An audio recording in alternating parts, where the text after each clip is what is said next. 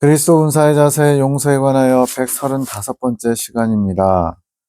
수용, 용서, 다음 마지막으로 있을 품는 마음까지 다 연결된 거죠. 하나님께서 이웃을 사랑하라는 것을 용서부터 시작이 되는데 그 용서 안에 수용하고자 하는 마음, 품는 마음이 있어야 합니다.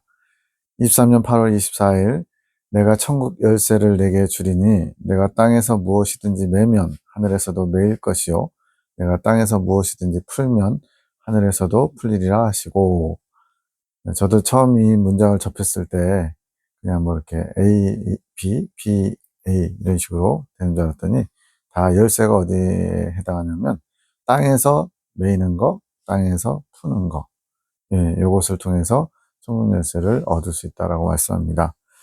용서가 천국 열쇠인데 이것은 자가치유를 통해서 가능한 것이고, 이것은 또 주님과 막힌 관계를 푸는 열쇠가 되기도 합니다. 이웃과의 관계가 막히면 주님과의 관계도 막힌다는 거죠. 막힌 관계는 막힌 담인데 자범죄를 말씀하신 죄 때문에 주님과 우리 사이가 통하지 못하는 거죠. 내가 용서해야 될 분이 있다면 이것은 제가 상처를 받은 것이고, 또 내가 용서를 구해야 될 분, 또 내가 상처를 준 분이 있겠죠. 서로 상처를 주고받는 그런 인간관계가 성립이 되는데, 용서하고자 할 때 내 안에 깊은 마음을 보게 되고 정말로 내 안에 어떤 마음이 있는지를 살필 수 있다는 거죠. 또 내가 누구를 용서할 수 있는 존재가 아님을 깨닫게 하실 뜻이 있다. 즉 죄인이라는 거죠. 우리가 누군가를 용서할 만한 그런 위치에 있지 않고 나 또한 용서받아야 되는 죄인이라는 거. 주기도문에도 잘 나오죠. 우리가 우리에게 죄 지은 자를 사해 준 것 같이 우리의 죄를 사해 줍시고, 순서가 바뀌면 안 돼요. 우리의 죄를 사하여 주시면 그래서 남이 나에게 범한 죄를 사하겠습니다. 이게 아니고 내가 먼저 남을 용서하고 또 남의 죄를 사해 줄 마음이 있을 때 우리도 주님께 청혼할 수 있다는 거죠. 내가 진정으로 죄인임을 알아가게 하심. 용서함으로 진정한 회복이 일어남. 진정한 회복이란 주님과 화평을 이루는 거. 평강의 왕이신 주님으로 말미암아 주님과 우리 사이에 막혔던 것이 허물어지고 주님의 평강이 나의 평강이 되면서 화평한 상태, 관계를 맺게 되죠. 성장한다는 것은 주님의 마음을 알아가며 모든 사람들을 향해 용서와 품을 수 있는 마음도 같이 자라가는 것. 성경에 모든 사람과 더불어 또 모든 사람에게 누구든지 아무에게나 이런 표현이 잘 나오죠.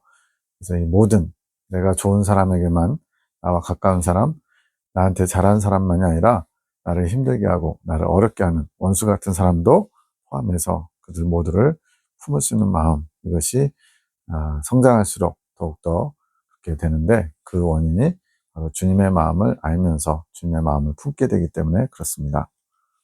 23년 9월 14일 11시 9분, 용서와 사랑을 하지 않고는 주님과 화평을 이룰 수 없다. 즉 주님과 화평을 이루는 것이 궁극적인 목적인데, 이것을 가로막는 게 내 이웃과의 관계에서 용서와 사랑이 없을 때. 그래서 하나님 사랑과 이웃 사랑에 대해서 주님이 새 계명을 주셨잖아요. 하나님 사랑을 통해서 하나님을 사랑하기 때문에 이웃을 사랑해야 됩니다. 그런데 또 이웃을 사랑해야만 또 하나님과의 사랑을 온전히 이룰 수 있다는 거죠. 이제 두 가지가 어떤 관계인지 잘 아셔야 돼요. 하나님을 사랑하기 때문에 이웃을 사랑해야 됩니다. 근데 이웃을 사랑하지 않으면 하나님과 온전한 사랑의 관계를 회복할 수 없다는 거예요. 그러니까 A에서 B로 출발하고 다시 B에서 A로 돌아오는 그런 관계가 성립이 되는 거죠. 묵상하면 은혜가 있을 것 같아요. 23년 12월 17일 땡땡땡 목사님께서 주님의 보혈의 능력은 용서라고 말씀하실 때 주신 메시지, 어떤 이제 목사님이 보혈의 능력이 용서다 이렇게 말씀하셨는데, 이제 그거보다 더 나아가는 그런 뜻을 알아야 된다고 말씀하시는 거예요. 주님의 보혈의 능력은 용서에서 더 나아가 주님과 화평을 이루는 능력. 십자가에서 흘려주신 보혈은 단지 죄를 사하는 것만 있는 것이 아니고 그것을 넘어서서 주님과의 화평, 주님과의 관계 회복, 이것을 이루는 능력이 있다는 거죠. 주님과 관계 회복의 화평을 이루시기 위해서 용서가 필요한 거, 용서가 전제 조건인 거죠. 용서하시기 위해 십자가를 지신 것이 아닌, 이 문장만 딱 떼놓고 보면 또 뭐가 잘못된 것 같지만, 용서는 기본적으로 포함되고 그것이 목적이 아니라 더 큰 목적, 바로 주님과의 관계를 회복하는 데 있다는 거죠. 그래서 그 목사님께서 아직 경험적으로 이것을 깨우침 받지 못하셨음. 이것이 목사님 안에 먼저 이루어져야 함. 이제 이 예레미야 기도원을 방문하신 여자 목사님이 하신 말씀에서 주님이 더 큰 깨달음을 주신 것 같아요. 주님의 사랑인 용서에서 더 나아가 주님 자신을 주시기 위한 또 주님의 사랑의 깨우침이 깊이 임해야 함. 용서에 머무르면 뭐예요? 십자가에서 죽으심, 거기에서 머무르는 거나 같은 거죠. 십자가에서 죽으심으로써 우리의 모든 죄가 사해졌어요. 근데 나아가 부활의 자리까지 가야죠. 부활을 해야만 주님과 관계가 회복되는 것이고 주님과 영원한 삶을 함께 영위해 나가는 거죠. 고난은 주님을 찾기 위한 여정, 십자가는 부활을 위한 과정일 뿐인 거죠. 근데 이제 십자가를 너무 강조하다 보면은, 물론 이제 십자가가 강조돼야죠. 그러나 그 십자가에만 머물러서는 안 되고, 나아가서 부활을 위한 십자가가 되어야 된다는 거죠. 24년 1월 8일, 죄를 용서받는 것과 죄를 씻는 것은 다름. 자, 용서받는다는 거는 약간 어떻게 보면 이제 기본 전제이고, 또 소극적인 거예요. 근데 이제 씻는다는 것은 이제 다시는 그 죄를 이제 범하지 않도록 정결하게 더 나아가는 거죠. 죄를 용서받았다고 그 사람의 죄가 없어지는 것이 아님, 용서받는다고 깨끗해진 것이 아님. 즉, 우리가 회개하면 용서를 받죠. 근데 깨끗해지려면 어떻게 해야 돼요? 이제는 그 회개한 대로 회개에 합당한 열매를 맺어야만 그것이 깨끗해진 것이고 죄가 완전히 씻어진 거죠. 깨끗해지는 것은 씻어야만 깨끗해질 수 있는 것. 실타래와 같이 꼬여있는 나의 생각과 감정, 특별히 예레미야 계시 기도원에서 예레미야 계시는 생각과 감정, 나의 생각과 감정을 잘 비워내야만 주님의 생각과 감정이 채워진다. 이것을 많이 강조하죠. 나의 생각과 감정이 주님의 말씀을 깨달음으로 깨우쳐 주셔야만 내 안에 죄된 생각과 감정이 풀어질 수 있는 것. 실타래같이 꼬여있다는 건 뭘까요?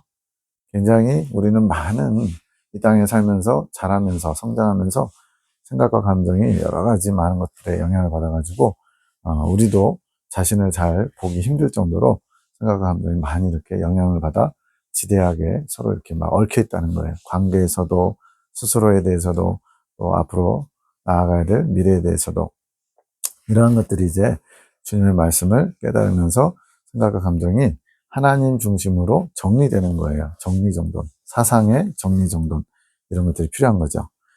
이것이 깨끗해지는 것이고, 자, 앞에서 죄를 용서받았다. 이 용서받는 것은 이제 기본적인 것이고 소극적인 것이라면 깨끗이 씻어져야 되는데 그것이 바로 생각과 감정이 주님 중심으로 버려질 것은 버려지고 정리가 되는 것을 깨끗이 되는 것이다 말하는 거죠. 이것이 영적 질서가 바로잡아지는 것, 이것이 주님께서 우리를 창조하신 목적이 회복되는 것이라 말하는 거죠.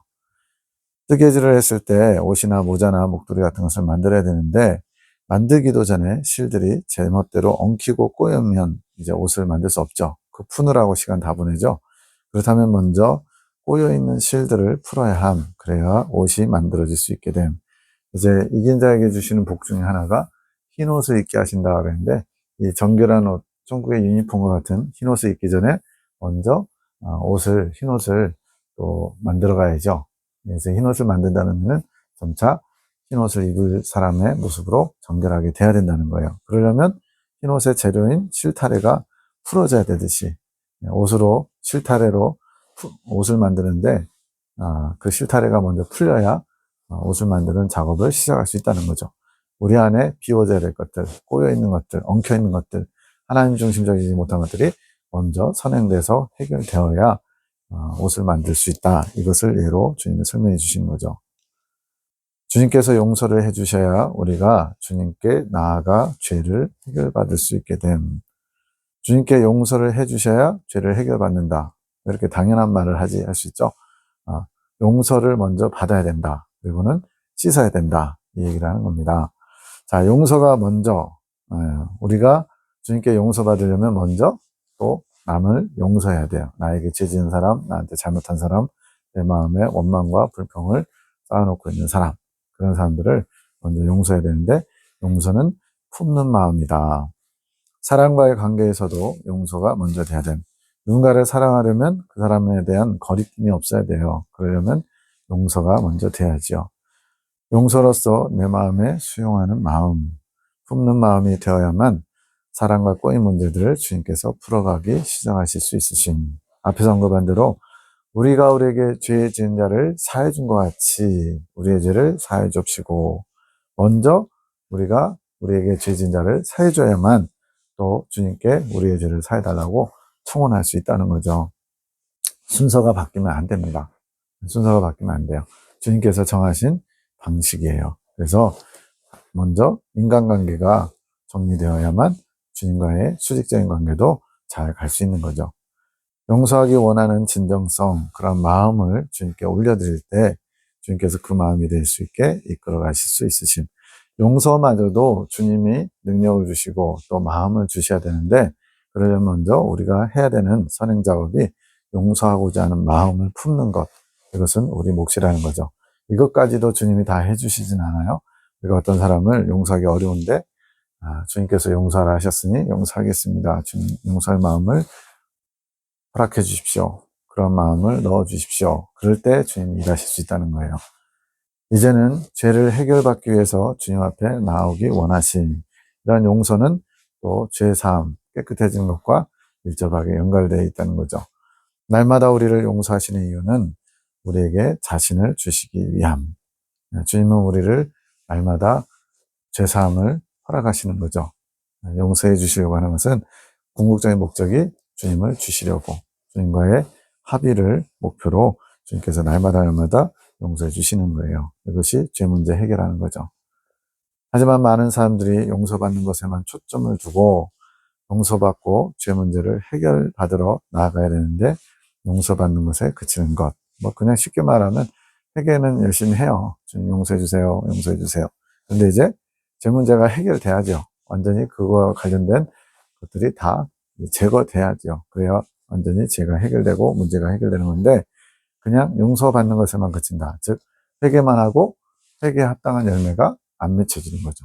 이걸 말하는 거예요. 이러한 마음에는 주님께서 임하실 수 없다. 주님은 깨끗한 심령 가운데 임하시기 원하는데 여전히 죄의 찌꺼기들이 둥둥둥 떠다니면 그 물을 어떻게 깨끗하다고 할 수 있겠어요. 그래서 주님은 깨끗해진 마음을 원하시는데 용서받는 걸 넘어서서 죄 문제가 해결되기까지, 깨끗이 씻어지기까지를 원하시는 거죠. 이제는 이러한 문제 위에 계시는 주님을 바라보기 원하신, 문제 자체에 집착하고 그것만 해결되면 다 되는 걸로 생각하지 말고 그 문제를 통해서 주님께 나가지 못했던 원인들을 발견하고 주님께 의탁하면서 그 문제를 해결하여 주님께로 나아가는 것까지, 이게 주님이 우리에게 요구하시는 거죠.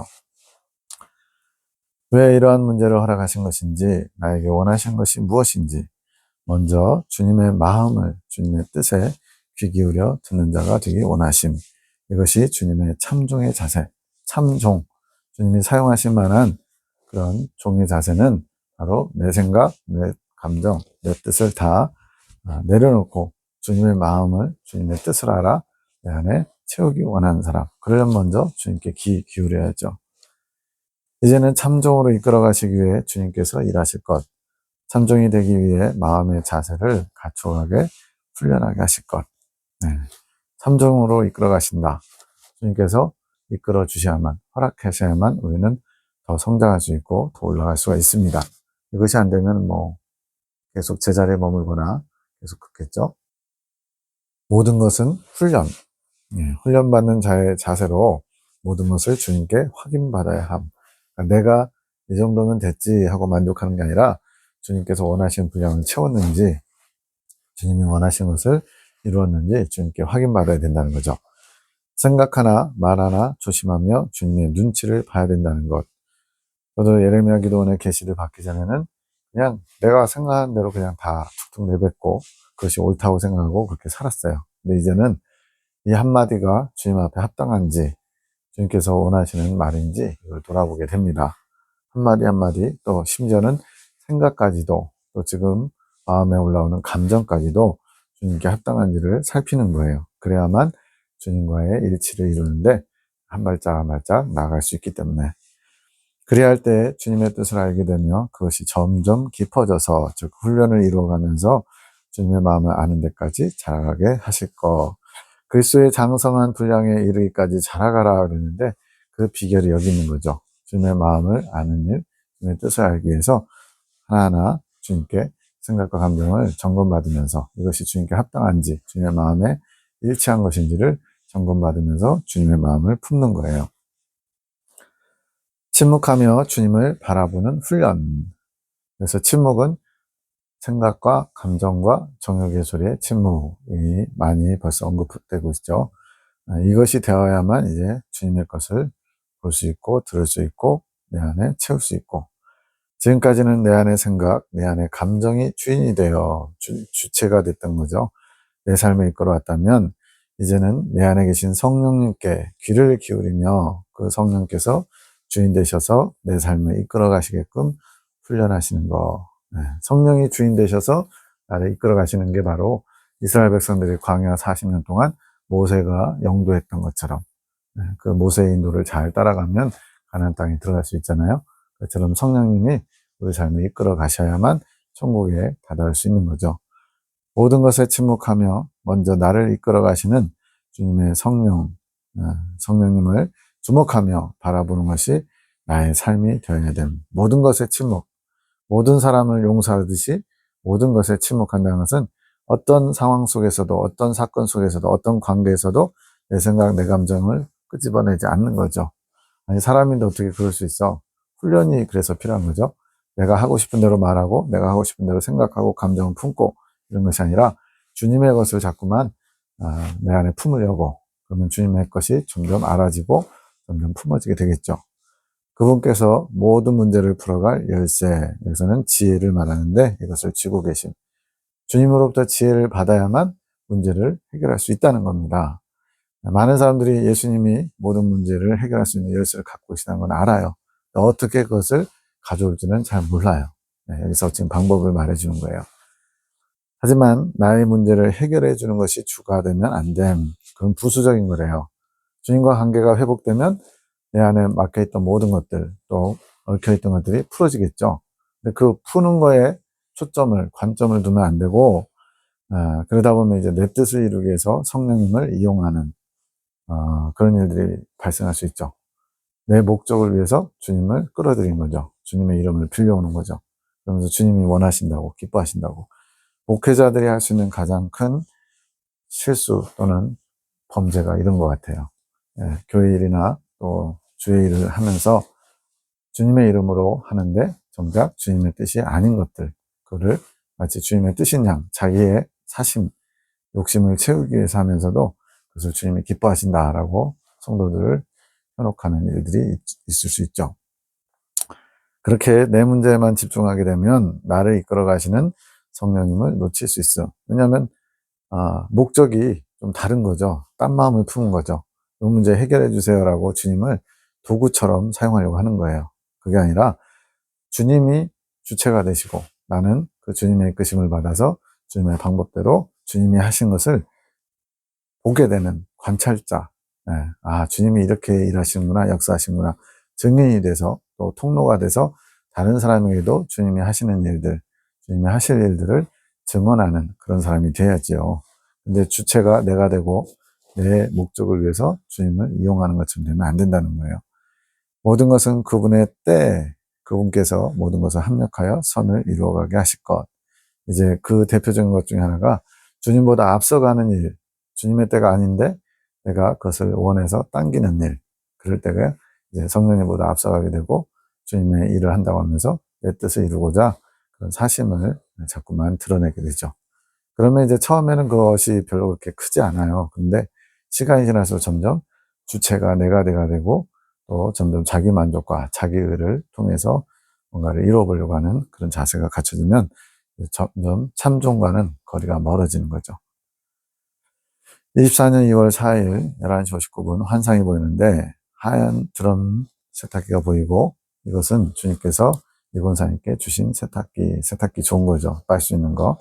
그동안 세탁기 청소를 했으면 세탁기 자체를 깨끗이 청소했다는 거죠.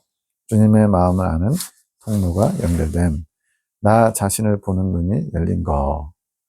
내가 주님의 마음을 잘 몰랐구나. 주님의 뜻과 상관없이 살면서도 그게 주님을 위한 것이라고 열심히 살았구나. 발견하는 거죠. 주님께 공급받아서 모든 것이 다 주님께로부터 옵니다. 자기 옷을 빨아가야 함. 그리고 내가 먹어야 될 마음은 그것을 빨기 원해야 됨. 이것조차도 주님께 구하셔야 됨. 네. 정말 우리가 해야 될 부분이 있고 주님이 하실 부분이 있는데 시작점은 우리 마음 안에 있어요. 내가 그것을 원하는 마음, 주님을 원하는 마음, 주님의 방법을, 주님의 마음을 알기 원하는 마음, 이런 것들. 그런 것들을 가지고 주님께 청혼을 하면 주시는 분은 주님이시고, 그리고 그 모든 것을 풀어가시는 분도 주체가 주님이 되시는 거죠. 시작점에서 내가 해야 될 부분은 아주 극히 일부예요. 일부분. 대부분 다 주님이 주도하셔서 주님 뜻대로 가야죠. 이 권사님이 꿈을 꾸셨는데 옛날 친정 건물, 친정집 얘기하는 거죠. 화장실에 터가 있었는데 그 터 위에 대골 같은 집이 지어졌대요. 권사님의 동생인지 김사모인지 모르겠는데 산 밑에 차를 두고 와서 그것을 가지고 오려고 함. 밑에 마치 집이 약간 산 중턱에 있는 것처럼 보이죠? 길을 막아놔서 어떻게 가나 고민하는데 차를 가지러 가야 되는데 길이 지금 막혀 있대요. 권사님이 새길을 안다면서 가려고 함. 이 권사님이죠. 집사님이 해석합니다. 화장실은 해갈의 장소를 상징. 이미 여러 차례 나왔죠. 해갈과 깨끗이 비워지는 거기서 오는 변화된 삶, 이거를 말하는데 그 위에 대궐 같은 집이 세워진 것은 어느 정도 해갈을 이루시고 주님께서 원하시는 사상의 집을 세우신 것을 의미. 이 궁과 같이 커다란 집이 사상의 집이 주님 중심의 사상의 집이 세워졌다는 거죠. 그렇게 집이 세워지면 다른 사람이 어려워하는 문제를 해결할 수 있는 길이 알아지게 되는 것. 이제 차를 가지러 가야 되는데 길이 막혔어요. 근데 새길을 안다고 하면서 알려주고 있죠. 이렇게 다른 사람을 인도할 수 있는 거예요. 이것은 중재자의 삶, 또 주님의 축복의 통로, 은혜의 통로가 되면 가능한 거죠.